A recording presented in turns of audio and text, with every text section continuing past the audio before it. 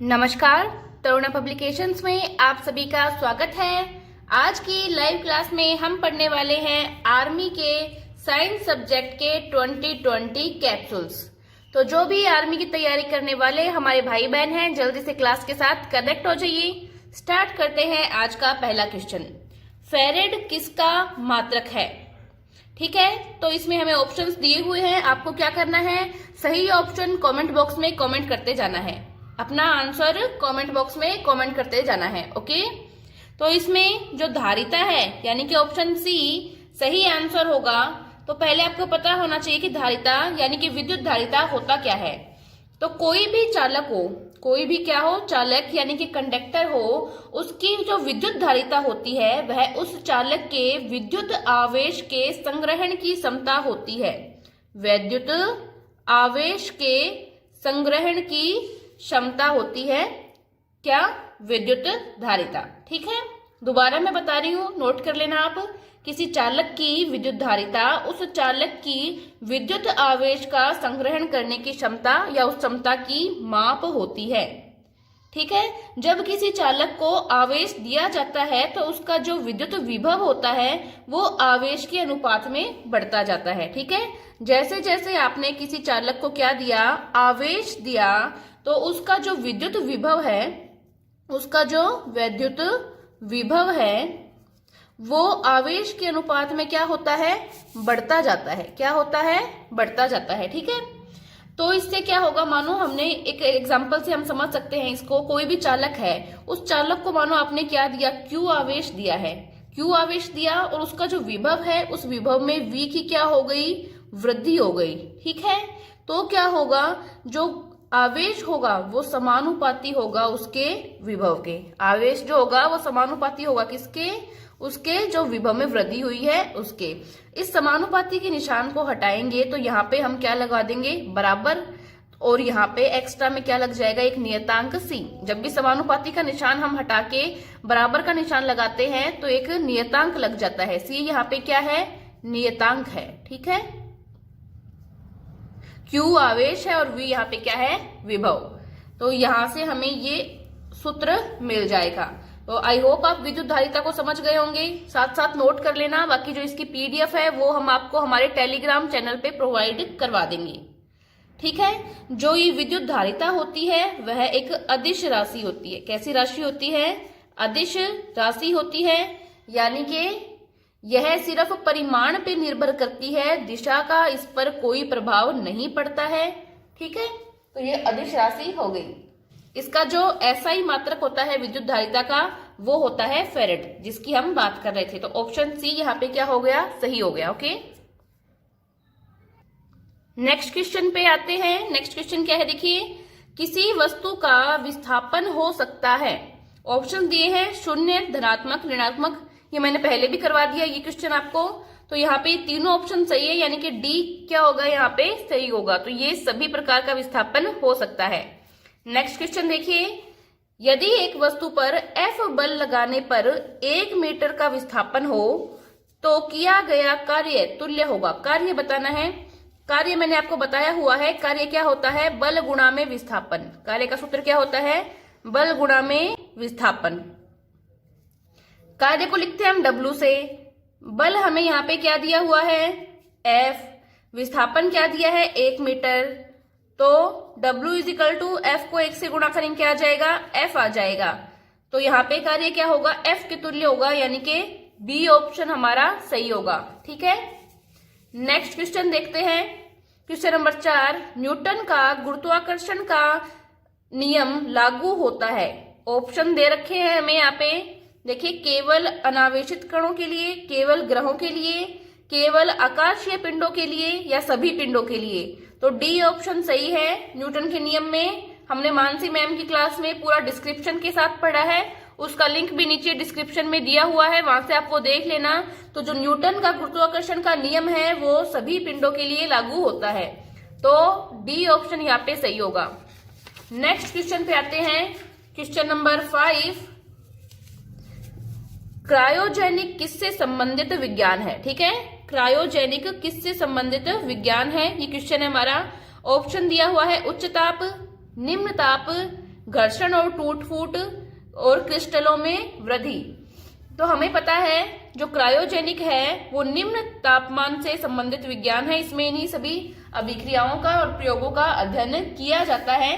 देखिए जो क्रायोजेनिक है उसको हम निम्न तापिकी भी कहते हैं, निम्न तापिकी। ठीक है, साथ साथ लिख लीजिए आप। इसके अलावा इसका एक नाम और है, मैं दोनों नाम आपको बता देती हूँ ताकि आप लोग कंफ्यूज ना हो। तुषार जनिकी इसका एक और नाम है, निम्न तापिकी, तुषार जनिकी इसका मतलब क्रायोजनिकी है। तो ये तीनों नाम आप याद रख लेंगे, क्वेश्चन कैसे भी आए आपको हमेशा सही करना है। ओके, देखिए क्रायोजेनिक जो शब्द है वो कहाँ से आया। यह यूनानी शब्द था, एक यूनानी शब्द था जिससे हमने क्रायोजेनिक बनाया। क्या था वो यूनानी शब्द, वो था क्रायोस। ठीक है, क्रायोस नाम का एक यूनानी शब्द था, इस शब्द से क्रायोजेनिक बना है। अब ये जो क्रायोस है ना, इसका अर्थ होता है शीत। इसका क्या अर्थ होता है, शीत या बर्फ की तरह शीतल, ये इसका अर्थ होता है। यहाँ जो शीत है मतलब निम्न तापमान से इसको हम समझ सकते हैं। तो निम्न तापमान की जो अभिक्रियाएं, जो प्रयोग होते हैं उनका अध्ययन क्रायोजेनिक के अंदर किया जाता है। ठीक है, नेक्स्ट क्वेश्चन देखते हैं हम, क्वेश्चन नंबर 6। किसी पृष्ठ से परावर्तित प्रकाश की मात्रा निर्भर करती है। ठीक है, प्रकाश की जो मात्रा है वो किस पर निर्भर करती है। तो देखिए ऑप्शन आपको यहाँ पे दिए हुए हैं, प्रकाश के माध्यम पर, प्रकाश के स्रोत पर, पृष्ठ की प्रकृति पर, या निम्न में से कोई नहीं। ठीक है, तो जो पृष्ठ की प्रकृति होती है, पृष्ठ यानी कि जो सरफेस होती है जिससे प्रकाश टकराता है वो किस प्रकार का है, उसकी प्रकृति क्या है, उसकी नेचर क्या है, इसके ऊपर निर्भर करती है। ठीक है, तो यहाँ पे आपका सी ऑप्शन सही हो जाएगा। नेक्स्ट क्वेश्चन देखते हैं हम, क्वेश्चन नंबर 7। धारा के परिमाण का मात्रक है। धारा यानी कि विद्युत धारा यानी करंट, इसके परिमाण का मात्रक क्या है। हम सभी को पता है एम्पियर इसका मात्रक होता है धारा का। ठीक है, देखो तो आपको ये भी पता होना चाहिए कि धारा क्या होती है। तो थोड़ा सा हम विद्युत धारा के बारे में जान लेते हैं, विद्युत धारा के बारे में जान लेते हैं। देखो आवेश के प्रवाह की जो दर होती है, आवेश के प्रवाह की दर हमने पहले भी एक क्लास में डिस्कस कर लिया है, इस बारे में दोबारा बता देती हूं मैं। आवेश के प्रवाह की दर को हम क्या कहते हैं, विद्युत धारा कहते हैं। इसका जो एसआई मात्रक होता है वो क्या होता है, एम्पियर होता है।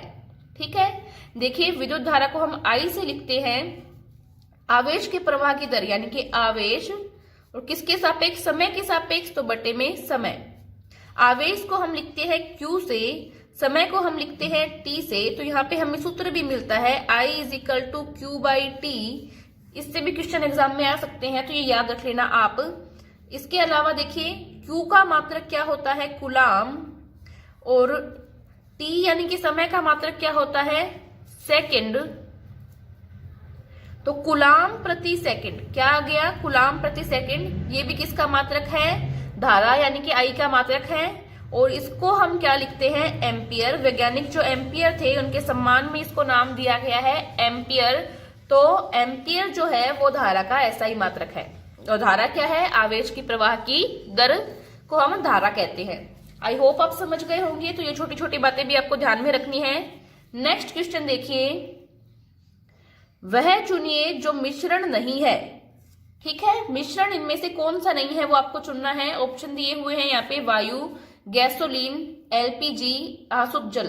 तो आपको पता है वायु भी मिश्रण होती है, गैसोलीन भी मिश्रण है, एलपीजी भी मिश्रण है। तो इनमें से कौन सा नहीं है वो बताना है। तो आसुत जल यहाँ पे मिश्रण नहीं है, तो डी ऑप्शन सही होगा।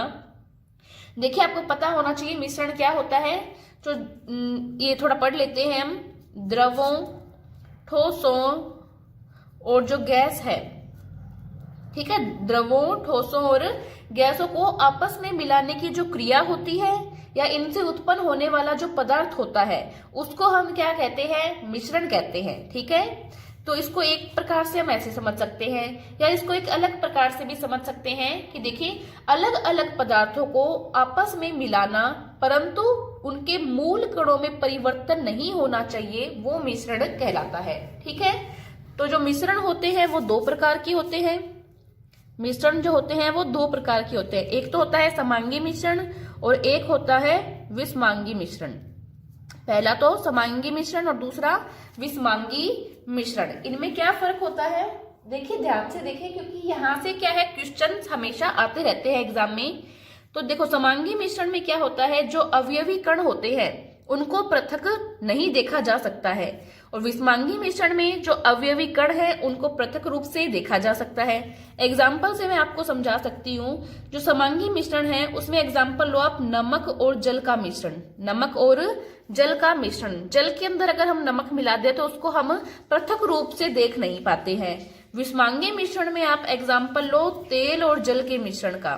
तेल और जल को आप मिलाते हो तो तेल की बूंदें उसमें अलग दिखाई देती है, मतलब अवयवी कणों को आप पृथक रूप से देख पाए हो। तो ये इनके अंदर डिफरेंस होता है। आई होप आप समझ गए होंगे मिश्रण क्या है और मिश्रण के प्रकार। तो डी ऑप्शन यहाँ पे सही हो गया है। नेक्स्ट क्वेश्चन देखते हैं, क्वेश्चन नंबर 9। सर एक बार चेक कर लें, कनेक्टिविटी इश्यू आ रहा है, मैं कमेंट नहीं देख पा रही। एक बार ओके बोल दीजिए सभी लोग। ओके स्टार्ट करते हैं। वापस बोल रही हूं मैं, एक बार वापस बोल रही हूं। 9 नंबर क्वेश्चन, ठीक है। एक छड़ के चुंबकत्व को बनाने की प्रक्रिया में क्या होता है? तो छड़ पूरे भाग से चुंबकित होती है, या छड़ केवल बाहरी सतह से चुंबकित होती है, या छड़ केवल आंतरिक सतह से चुंबकित होती है, या छड़ सिरों से चुंबकित होती है? तो इसमें ए ऑप्शन सही है। ए ऑप्शन सही है, छड़ पूरे भाग से चुंबकित होती है। Okay next question, question number 10। निम्न में से कौन सा कण परमाणु के नाभिक के चारों ओर घूमता है तथा ऋणावेशित होता है? परमाणु के बारे में मैं पहले ही आपको बता चुकी हूं। ये परमाणु है मानिए, ये इसका क्या है, नाभिक है। ये नाभिक मान लीजिए, और ये पूरा क्या मान लीजिए आप, परमाणु मान लीजिए। तो मैंने आपको बताया था कि परमाणु के नाभिक में क्या होते हैं, प्रोटॉन प्लस न्यूट्रॉन, और बाहर इलेक्ट्रॉन क्या लगाते हैं, चक्कर लगाते हैं, ठीक है। बाहर इलेक्ट्रॉन क्या लगाते हैं, चक्कर लगाते हैं। यही इसने पूछा है कि नाभिक के चारों ओर घूमता है, तो इलेक्ट्रॉन घूमते हैं, और मैंने ये बताया हुआ है ये क्या होते हैं, ऋणात्मक होते हैं, यानी कि नेगेटिव चार्ज के होते हैं। तो इलेक्ट्रॉन यानी कि ए ऑप्शन इसमें बिल्कुल सही होगा। नेक्स्ट क्वेश्चन देखिए, मेंडलीव की आवर्त सारणी के अनुसार तत्वों के गुण उनके आवर्ती फलन होते हैं। किसके आवर्ती फलन होते हैं तत्वों के गुण? देखिए जो मेंडलीव थे उन्होंने 1869 में नियम दिया था। उस नियम में उन्होंने क्या बताया था कि आवर्त सारणी के अंदर जो तत्व है उनके जो गुण धर्म है, यानी कि उनके रासायनिक और जो भौतिक गुण धर्म है, वो उनके परमाणु भार के आवर्ती फलन होते हैं। तो यहाँ पे बी ऑप्शन सही होगा, परमाणु भार। किसने दिया था ये नियम? मेंडलीव ने दिया था, ठीक है। तो ये भी आप याद रख लेंगे। नेक्स्ट क्वेश्चन की बात करते हैं, क्वेश्चन नंबर 12। निम्न में से कौन रासायनिक परिवर्तन नहीं है? देखिए नहीं को यहाँ जरूर देखना है आपको, कौन सा नहीं है वो पूछा है। तो रासायनिक परिवर्तन और भौतिक परिवर्तन के बारे में हम हमारी पिछली क्लासेस में भी पढ़ चुके हैं।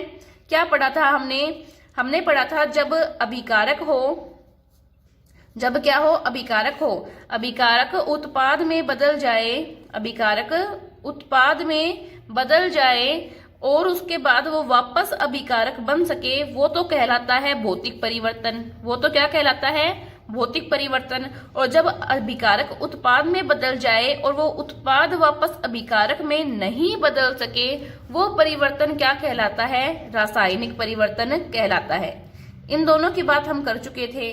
तो अब यहाँ पे पूछा है रासायनिक परिवर्तन कौन सा नहीं है। तो देखिए लकड़ी का जलना रासायनिक परिवर्तन होता है, क्योंकि जली हुई लकड़ी से आप वापस लकड़ी प्राप्त नहीं कर सकते। उसके बाद पत्तियों का जलना, जली हुई पत्ती से भी आप वापस पत्ती प्राप्त नहीं कर सकते, तो ये भी रासायनिक परिवर्तन है। ये दोनों रासायनिक परिवर्तन है। प्रकाश संश्लेषण भी रासायनिक परिवर्तन है, लेकिन जो बर्फ का गलना है वो भौतिक परिवर्तन है, क्योंकि बर्फ गल के जब जल बन जाती है यानी पानी बन जाती है, उस पानी को वापस हम जमाकर बर्फ बना सकते हैं। तो बी ऑप्शन क्या होगा यहाँ पे? बिल्कुल सही होगा, ठीक है। नेक्स्ट क्वेश्चन देखिए, क्वेश्चन नंबर 13। अम्ल धातु से क्रिया करके निम्न में से कौन सी गैस मुक्त करते हैं? हम सभी को पता है हाइड्रोजन गैस मुक्त करते हैं। अम्ल जो है वो धातु से क्रिया करके कौन सी गैस मुक्त करते हैं? हाइड्रोजन गैस मुक्त करते हैं। बी ऑप्शन सही होगा यहाँ पे। नेक्स्ट क्वेश्चन, धातु वे तत्व हैं जिनमें कौन सी प्रवृत्ति होती है? देखिए, धनायन बनाने की प्रवृत्ति होती है, ऋणायन बनाने की प्रवृत्ति होती है, हथौड़े से पीटने पर छोटे छोटे कणों में टूट जाने का गुण होता है, विद्युत तथा ऊष्मा के कुचालक होने का गुण होता है। तो देखिए, इसमें ए ऑप्शन सही है। धातु जो है वो ऐसे तत्व है जो धनायन बनाने की प्रवृत्ति रखते हैं, धनायन बनाने का गुण रखते हैं। तो इसमें ये ऋणायन बनाने की प्रवृत्ति ये गलत है। हथौड़े से पीटने पर छोटे छोटे कणों में टूट जाना, नहीं, ये बिल्कुल गलत है। जो धातु होती है वो तन्य प्रवृत्ति की होती है, उनको हथौड़े से पीट पीट कर लंबी उनकी चादर या लंबे तार भी बनाए जा सकते हैं, उनमें तन्यता का गुण होता है धातु के अंदर। ठीक है, विद्युत की और ऊष्मा की धातु जो होती है वो सुचालक होती है। तो ये ऑप्शन भी यहाँ पे गलत हो गया, तो ए यहाँ पे सही है। ठीक है, नेक्स्ट क्वेश्चन देखते हैं। 15वां क्वेश्चन, कार्बन का शुद्ध रूप है हीरा, ग्रेफाइट, चारकोल, फुलरिन। देखिए, जो हीरा, ग्रेफाइट और फुलरिन है वो कार्बन के क्रिस्टलीय अपर रूप है। कैसे अपर रूप है? क्रिस्टलीय अपर रूप है। वैसे तो ग्रेफाइट और फुलरिन जो है वो भी कार्बन के शुद्ध रूप होते हैं, लेकिन ऑप्शन के अंदर ये चारों दिए हुए हैं आपको, तो हीरा जो है वो सर्वाधिक शुद्ध रूप है कार्बन का। हीरा जो है वो कार्बन का सर्वाधिक शुद्ध रूप है। ठीक है, नेक्स्ट क्वेश्चन पे आते हैं हम, क्वेश्चन नंबर 16। हाँ जी, हीरे का जो उपयोग होता है वो बड़े पत्थरों और चट्टानों को काटने में भी किया जाता है। यहां से भी क्वेश्चन बनता है, तो ये भी आप याद रख लेना। नेक्स्ट क्वेश्चन देखते हैं, प्रकाश रसायन स्मोग किस अभिक्रिया का परिणाम है? देखिए, ऑप्शन दिया है, सूर्य प्रकाश की उपस्थिति में NO और O3 तथा पर ऑक्सी एसिटिल नाइट्रेट। तो ये पहला ही ऑप्शन हमें सही मिल गया है, तो ए ऑप्शन यहाँ पे सही है। तो प्रकाश रसायन स्मोग जो अभिक्रिया है उसका परिणाम सूर्य का जो प्रकाश होता है उसकी उपस्थिति में NO3 तथा परऑक्सी एसिटिल नाइट्रेट, ये अभिक्रिया का इसका उदाहरण होगा। ठीक है, तो नेक्स्ट क्वेश्चन पे आते हैं। सभी सजीव जीव एक दूसरे से जुड़े हुए होते हैं क्योंकि ऑप्शंस देखिए, इनमें एक ही किस्म का सामान्य आनुवांशिक पदार्थ पाया जाता है। यह सामान्य आनुवांशिक पदार्थ की हिस्सेदारी करते हैं, परंतु हिस्सेदारी की डिग्री अलग अलग होती है। सभी में सामान्य कोशिकीय संगठन होता है, या उपरोक्त सभी। तो जो कोशिकीय संगठन होता है सजीवों के अंदर वो सामान्य होता है। जो सामान्य कोशिकीय संगठन है वो सभी जीवों में पाया जाता है, तो ऑप्शन सी यहाँ पे सही होगा। नेक्स्ट क्वेश्चन देखिए, क्वेश्चन नंबर 18। सभी कोशिकाएं पूर्ववर्ती कोशिकाओं से बनती है, यह कथन किसका है? देखिए, वैज्ञानिक थे हमारे नोल व रुस्का। इन्होंने क्या कहा था? इन्होंने ये कहा था कि जो कोशिकाएं होती है वे सभी कोशिकाएं अपनी पूर्ववर्ती यानी जो पहले की कोशिकाएं होती है उनसे बनती है। तो ये कथन किसका था? नोल व रुस्का का। तो सी ऑप्शन यहाँ पे क्या होगा? करेक्ट होगा। नेक्स्ट क्वेश्चन देखिए, अमाशय का पतला दूरस्थ भाग कहलाता है।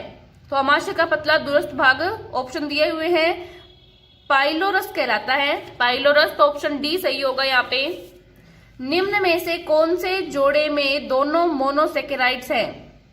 मोनोसेकेराइड कौन से हैं? तो पहले तो आपको पता होना चाहिए मोनोसेकेराइड होते क्या है। देखो, जो कार्बोहाइड्रेट की एकल श्रृंखला होती है उसका सबसे सरल रूप मोनोसेकेराइड कहलाता है, यानी कि एकल शर्करा का सबसे सरल प्रकार का जो कार्बोहाइड्रेट होता है वही मोनोसेकेराइड कहलाता है। मैं लिख देती हूं यहाँ पे, आप नोट कर लेना। एकल शर्करा का सबसे सरल प्रकार का कार्बोहाइड्रेट